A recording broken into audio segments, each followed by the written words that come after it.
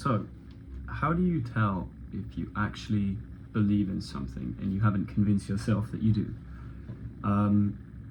If you're here, you probably understand the question, and I know that it's an extremely difficult dilemma that I've also been dealing with lately. And I've come up with a few ways that you guys can use to, kind of test this theory and come up with ways of really understanding your own beliefs and whatnot, I suppose. And it's hopefully going to be helpful. So, can you actually tell? First of all, we need to start with a really, really, really big misconception that exists when it comes to belief in God, specifically Jesus. So you may think, and I had this as well a while ago, I didn't know if I actually believed because I didn't feel the belief in the same way that some people around me and some people on the internet had described it. I thought that because of my belief, I would constantly feel in a state of, enlightenment and trust. Whereas this is not always the case. It's not necessarily always going to be, it's not going to be like that. You're not going to feel, right? And I feel like this criterion for true belief is a bit overhyped because you're not always going to feel the same way, okay? You're human, that's the fact. And I think what you also need to understand is, the disciples of Jesus and the people who wrote about him and, witnessed him, and also all the saints did not die because of a feeling. They died because they knew that he was the way and the light and the truth. So that's the biggest misconception I want to clear up. And don't expect to feel anything when you really decide that you do believe. It's something big that I wanted to tell you. And one way to test your faith, moving on from that, is how do you react to hardship and difficulty as well as good moments, right? If you challenge God's power in your difficult times, then I'm sorry to say, but your faith is likely not really that strong as you think it is. As you clearly don't believe in the narrative, well, I say narrative, in the truth, that God is personal and that he only will do the best for you. If you challenge what he says and don't quite want to accept that he is going to, guide you properly, then clearly you've got some issue with faith. So that's one thing you need to work on. So the state in this case that you want to be at is accept basically everything that life throws at you as for what it is. Don't challenge God. Don't say, why have you done this? Why did you let this person die? Why did you let this happen? Because clearly that's a show that you don't quite understand how God works and you don't quite believe in the fact that he will only ever do good for you.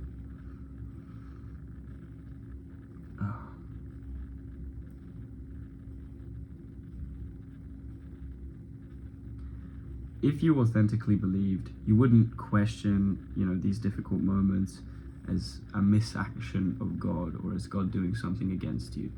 You would just accept them because you know that God will do the best for you and for every one of his children. Therefore, whatever he does do is probably correct since he knows everything and is also all-powerful.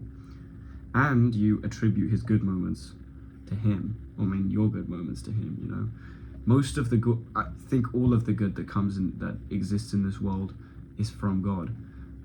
Pretty much anything that is bad is human. So you need to, understand what to attribute to what and not curse in God's name when life doesn't go your way, It was never going to be easier by submitting and having faith in God. There's no one ever said that it would be. And another way to test your faith is by looking at one of the lines in the prayer in the Bible, the Lord's Prayer. So, thy will be done on earth as it is in heaven, right? The best way I understood this, and it took me quite a while to battle with it, but I think I've come to a pretty decent conclusion, is think of the different paths that your life could take. So I'll give you an example for me, and you may or may not relate to this, but I guess it's a pretty common example for most men. You basically can either, work on a mission, regardless of what it is, and start a family, and that is going to be a big aspect of your life. You get married, you have children, and you teach them about God and send them out into the world, right? That's one of the big turns that your life can take. And if you don't do that, you may witness a calling or an experience that calls you to become a closer servant of God. And what I mean by this is a priest or a monk or something like that. And I battled with where my life would go with these two things because I didn't quite understand, and I, granted, still not, but we'll get to it. Since I had spent a lot of time with monks and people, very pious people on this one pilgrimage, and towards the end, I came to the realization that whatever is in God's will is probably the best for me, right? And this world is not all that I have. Not everything in this world will go away eventually. And I came to the realization that whatever God's will is, you need to pray and accept it and tell him to guide him towards that, whether or not it is the thing that's preferable for you. So yeah, many guys may, want to become a father and start a family. That's what you want and that's what you would prefer.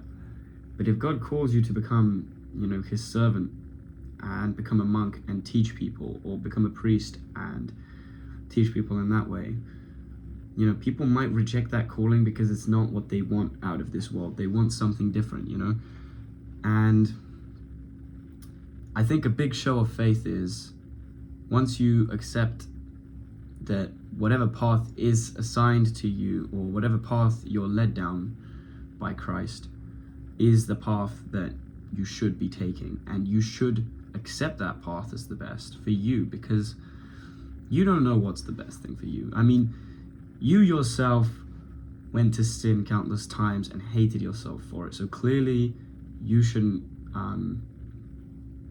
try and grasp so much control over your own life. So what you should do is understand these paths that your life can take, and really accept the ones that you're led down, because those are probably the correct ones, and you will be fulfilling God's will on earth. It's a really difficult thing to grasp, and once you've really thought about it, you might think that it's difficult because you were so set on having your life go a certain way or go a completely different way. You were so committed to that, or you wanted to be committed to this, for example, way of life.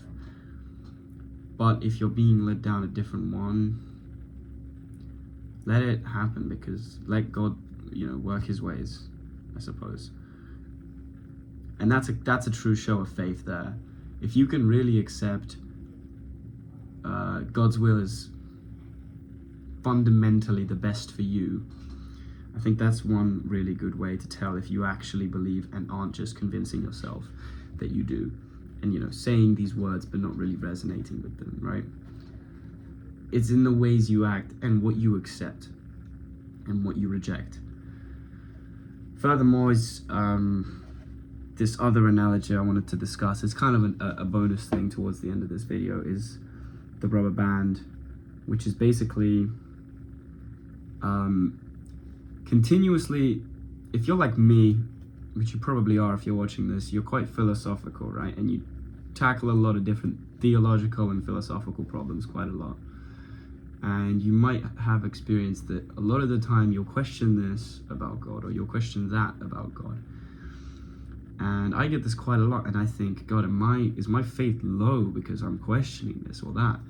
But every time I do, it's like a rubber band. I don't have one, but you can imagine if I had a rubber band here and I pulled on it and let go, I spring back to where I'm holding it, right? The core of my faith is still being pinched down pretty hard, even though I explore different areas of philosophy and theology, which means every time I pull that band back, it will always snap back to the thing. And if you are experiencing this and, questioning, oh, maybe God works like this. What if God is like this? But then you always snap back to the belief that, no, God is Christ, God is Jesus, and the belief that you already understand and know. That is another show of faith. That is another way to know if you actually believe. So I hope that some of these things helped you. They were definitely good for me, and to really close that confusion chapter that I had recently about, trying to figure out what do I believe? Am I really committing to this myself, So I hope that helped you, and if you like this kind of content, subscribe and to see more. I'm going to be working really hard to try and keep consistent uploads going from now on. So yeah, thank you for watching, and keep thinking.